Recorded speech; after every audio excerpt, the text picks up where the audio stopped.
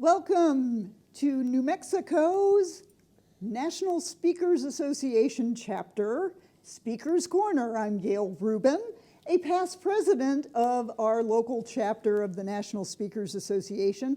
And this is an opportunity for us to talk with our members and for you to learn about the speaking business and how you can get involved and how we all got involved. I'm so happy to have with me today Bob Mason, who is one of our members of NSA New Mexico, and glad to have you here. Thank you. I'm glad to be here. Yeah, and every day on this side of the sod is a good day. Glad to be anywhere. You bet. So how did you come to be a speaker, and what do you focus on? I've been speaking since I was about 2 years old. Yes, a professional speaker. Not always by anybody's request. I enjoy getting in front of audiences and providing information for people, and I've done that for a number of years. When I retired from the Air Force, I decided this is something I really wanted to do, to actually make this a profession, to make this a business. And it is a business, and that's something I had to learn. It's because I really enjoy doing it. And I think in this business, if you don't enjoy doing it, you probably shouldn't be doing it anyway. Yeah. And you focus on leadership. Mm-hmm. And that's a very popular topic in the speaking field. That's right. That's right. So let me speak to you about leadership. Why did you decide to focus on leadership development? You know, I've been so fortunate to have worked for, with, and around a lot of really good leaders. And I saw what that does for a team, for an organization. And unfortunately, I've also had the opportunity to see some kind of bad leaders. And I've seen what that does to a team and organization. Yeah. So I wanted to take what I've learned about leading teams and help others become more effective in a leadership role. And that's what I really enjoy doing. And you mentioned you were in the Air Force, so you have a military background. And military leadership and business leadership, are they different? Are they similar? How do you tie that together? Well, you know, if you're one who watches the old World War II movies, and you see in the military everybody yelling at each other and all of that, and you may think that's what military leadership is, but it really isn't, at least not in my experience, not today. The military has really learned how to develop their people, which is one of the key aspects of good leadership. They learn how to make good leaders. One of the things that's really important that the military does, that I wish corporate America would do more, is leadership development. They start very early. My first leadership type course, class, whatever, I'd been in maybe a year when I got that first one.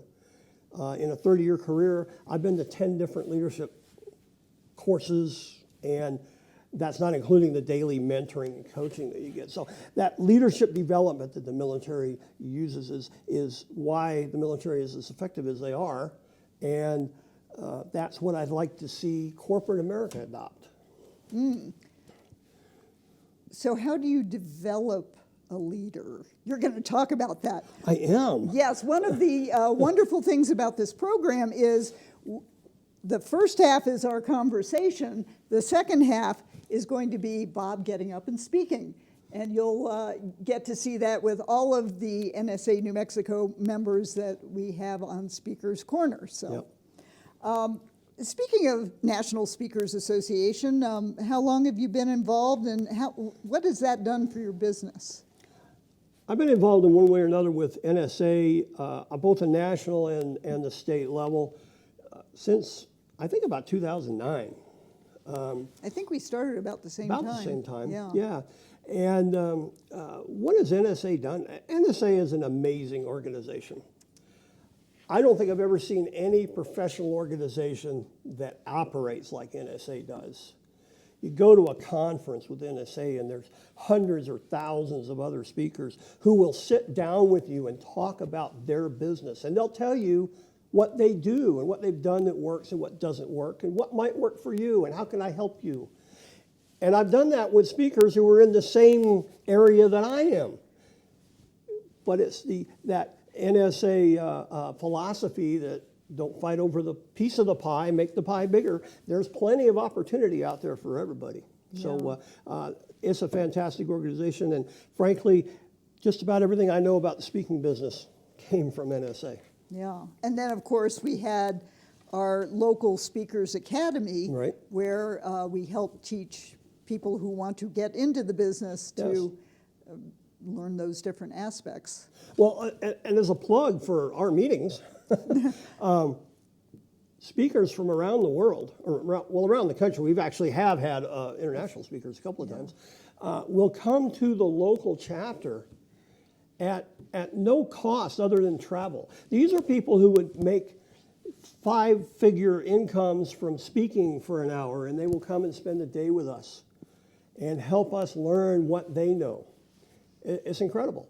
And every time we have a meeting, which is at least every month, one of those speakers is telling us about their business. And like I said, it's an amazing organization. Yeah, how to run your business and also how to be a better speaker. Right. Yeah. Right. Yeah. So your company is called Daedalus Group? Daedalus Group. Daedalus Group. Right. What's the meaning of that? If you're not familiar with Greek mythology, you may not know what that means. But you've probably heard the story of Daedalus and Icarus. I've heard of Icarus, all right, yes. You've heard of Icarus. That's interesting. He's the guy that failed. But anyway, in the story, Daedalus and his son Icarus are trapped in this labyrinth by King Minos. The only way out is through a window that's way up on a cliff. So Daedalus gets this idea, and he starts collecting bird feathers and wax. And he builds wings out of these bird feathers and wax. And he has wings for him and wings for his son. And he tells Icarus, don't fly too close to the sun because the wax will melt. Icarus was a young boy, so what did he do? He flew too close to the sun, and he crashed and burned. But Daedalus made it, and from that point, Daedalus is kind of known as the father of flight. So our company, myself, and I have a business partner in Colorado, Steve Altop, the two of us have this aviation background, so it seemed like a natural name, so that's why the Daedalus Group. Okay, and part of that idea of getting up higher so you can escape the walls of the well, we say labyrinth? That, help you escaping the labyrinth of bad leadership. Okay. Right. And you've written 4 books in your career. Yeah. Let's talk about your books. Okay, I'd like to do that. I know you wrote about the generations in the workplace, but you're saying this is kind of obsolete at this point? It kind of is. Why? It's terrible. Don't buy this book. It's at Amazon. I wrote this book in 2010. Okay. In 2010, we still had 5 generations of people in the workplace. And that included people from the GI generation, the World War II generation. And so there was a really kind of odd dynamic in the workplace. And I had experienced this, and I thought it was a good idea to kind of explain where each generation's coming from and how we could approach that, which in 2010 I think was a legitimate thing to do. At that point, that GI generation was starting to fade away, but they still had control of a large percentage of the world's wealth, and they controlled a lot of the large companies. So it was kind of important to know who they were. Unfortunately, we're losing that generation very quickly, and the work dynamic has changed. I no longer tell leaders that they need to understand the generations. I tell them they need to understand the people. Because it doesn't really matter when you were born. It has a lot more to do with where you were raised, what culture you came from. Somebody who was born in Los Angeles at the same time somebody was born in Wyoming, Illinois, where I went to high school with the 42-person graduating class. All right? Those are very, very different upbringings. Yeah. So a leader doesn't need to pay attention to generations. They need to pay attention to the people. Yeah. And so there's a lot of good information in here, though. Good. Well, you also have The Art of Not I Motivating, do. but that's a novel? It is. I didn't know that. It is. I was writing a book about one of my absolute most important points I like to make is that leaders cannot motivate people, but they do need to create a motivational environment. Turn it like that. And how do you do that? So I was writing a book on how you do that. A regular business book. It was so bad it put me to sleep. And I was still writing it. Okay. I said, this is terrible. Can't do that. So I've read several books by a gentleman named Eliyahu Goldratt. And he writes books on the theories of constraints. Another topic that could be extremely painfully boring, but he wrote it in a novel format. And he's written several books that way. And I said, this is the way to get the point across. And so this is a novel about a woman that owns or runs a factory right here in Albuquerque. It's all fiction. And the factory is about to be closed down because it's not doing very well. And she comes to the leadership expert in town. We won't say who that was. And he helps her through my model of how to create that motivational environment. Okay. So that's how it got written as a novel. And don't worry, you can do this. And planning to excel, Yeah. where can people get your books? These three books, don't worry, Art of Not Motivating and Balancing Generations, you can get those at any bookseller, Amazon, Barnes & Nobles. This one, Planning to Excel, is actually the first book I wrote. And it is a workbook that I use when doing strategic planning. And it's no longer in print as far as the big publishers are concerned. You have to get it from me. But you can do that. And you can email Bob Bob at theleadershipgroup.com. Okay. Yep. And I'd also like to mention that we're also in a Toastmasters club together, Albuquerque Challenge Toastmasters. Right. And this is a great opportunity to practice the material that we want to present in our speeches. So Right. shout out to Albuquerque Challenge Toastmaster Club. You bet. Yeah. And you can find that online as well. And now we get to hear you speak. We're going to take a little break, and Bob's going to transition over to the speaking stage, and we'll get a taste of some of Bob's leadership advice and information. Okay. And stay tuned for that. We'll be right back.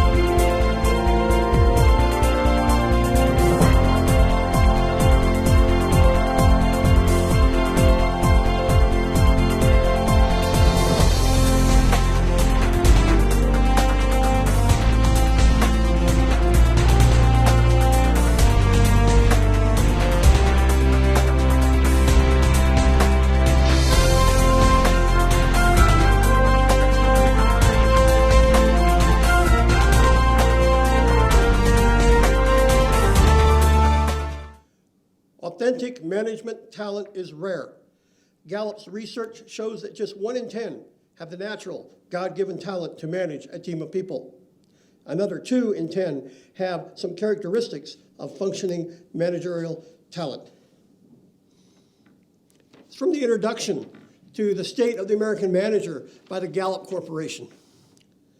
And I want to tell you, this is just absolutely wrong. I've been leading teams and developing leaders for more than 40 years.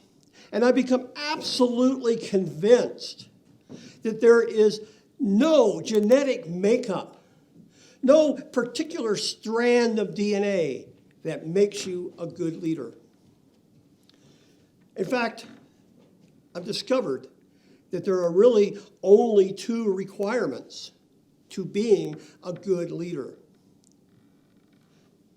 First, you need to have a real, genuine desire to be a good leader. And second, you need to be willing to learn the skills and the techniques of good leadership. That's it. And I have found that if you follow those 2 fundamentals, just about anybody can become a good leader. But I'm going to let you in on a little secret.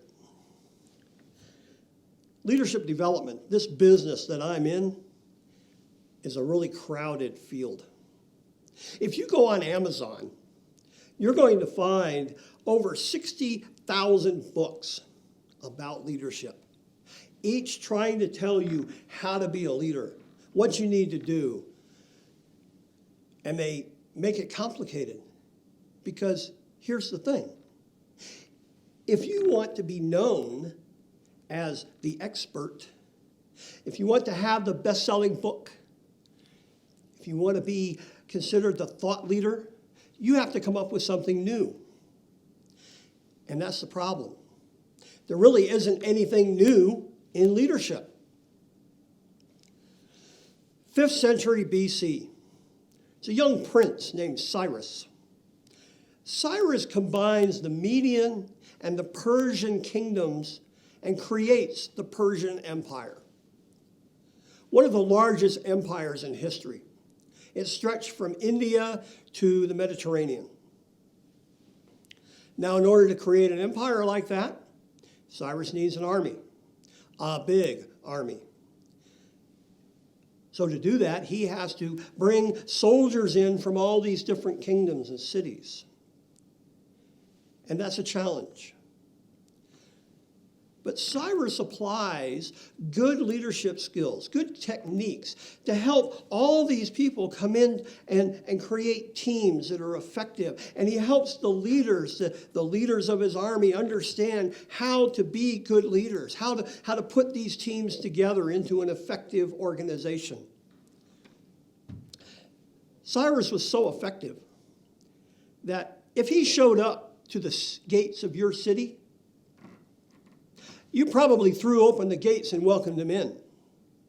Because, well, he did have that huge army, and it was a fearsome force. But everybody also knew, because Cyrus had a reputation, that when he came into your city, things were probably going to get better. Because Cyrus used the same techniques, the same skills to help the local civic leaders become better, which helped the cities become better. He was so well thought of that 100 years later, a Greek historian by the name of Xenophon wrote a book called Cyrus the Great, and he talks about all of these leadership skills and techniques that Cyrus used.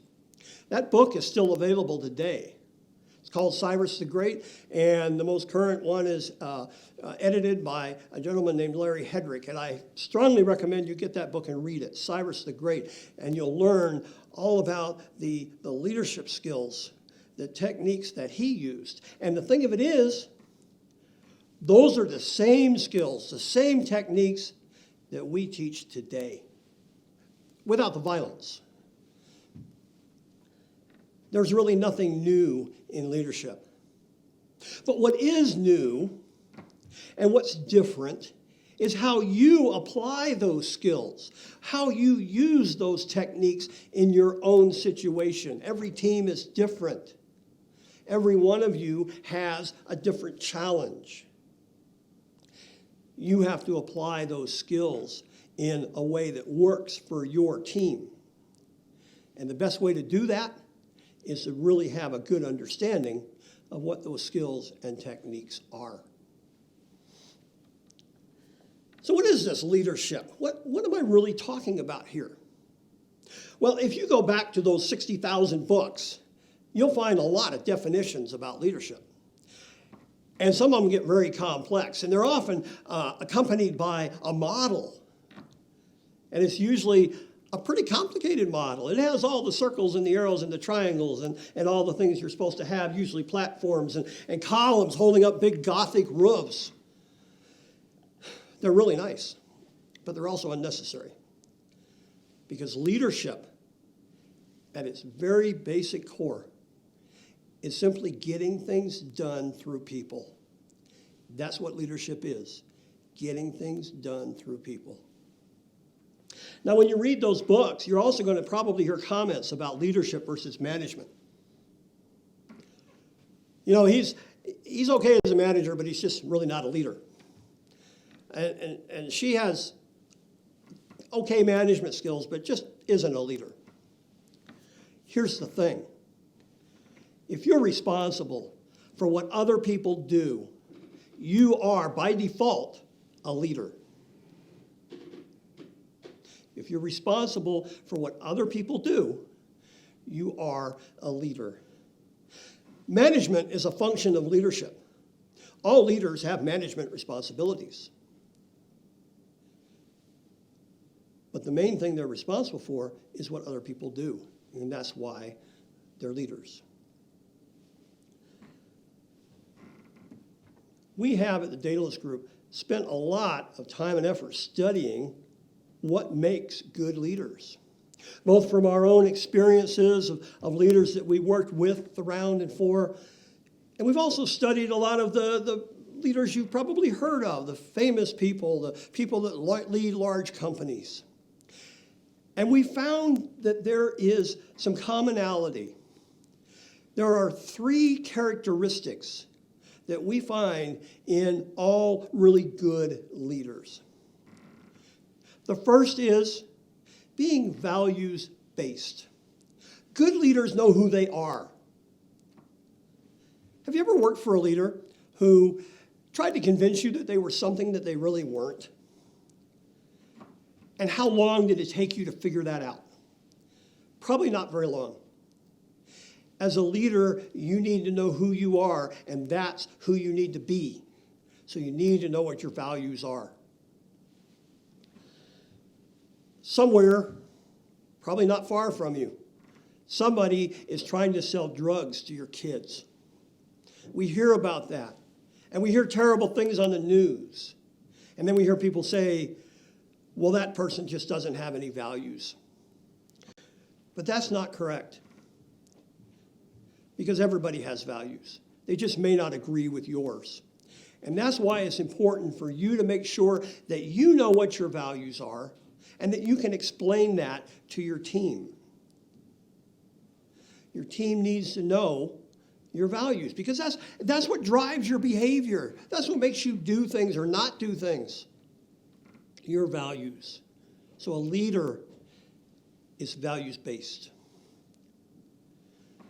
A leader is also purpose-driven. What's the purpose of the team? Why does it exist? I'll tell you what, when I work with teams, when I do planning with companies, it is amazing how many cannot tell me precisely what the purpose of the team is. And I know you may not believe me. You're looking at me like I'm crazy, but it's true. I've seen it so many times. Why is that? I think it's 2 reasons. One is that the team has been around for a long time. It's had a lot of turnover, so the original people aren't there anymore, and all that corporate knowledge has kind of gotten lost. On the other hand, and actually unfortunately more common, teams were never told in the first place. Sure, everybody on the team knows what their job is. They know what they're supposed to do. But do they know how that affects the rest of the team? what that has to do with why the team exists, why the company exists. Your team members need to know this. They need to know the purpose of the team, and they need to know what they do to make that happen. They need to know why they're valuable to the team, and they need to know that you know why they're valuable to the team. A good leader has to be purpose-driven. And the third characteristic is a good leader has to be people-centric. The people are the ones that make you successful. They are your team. Ask yourself this question. Do I see my people as an expense, or are they an investment? I hope you said investment, because that's what they are. And you, as a leader, need to nurture that investment. You need to understand your people. You need to know them. What are their strengths? What are their weaknesses? How can you help them? How can you help them be more successful so they can help the team be more successful? Be people-centric. The three characteristics: values-based, purpose-driven, people-centric. Those are the characteristics we found really in all good leaders. Remember, if you're responsible for what other people do, you are a leader. Because leadership is getting things done through people. So the only question is, are you a good leader?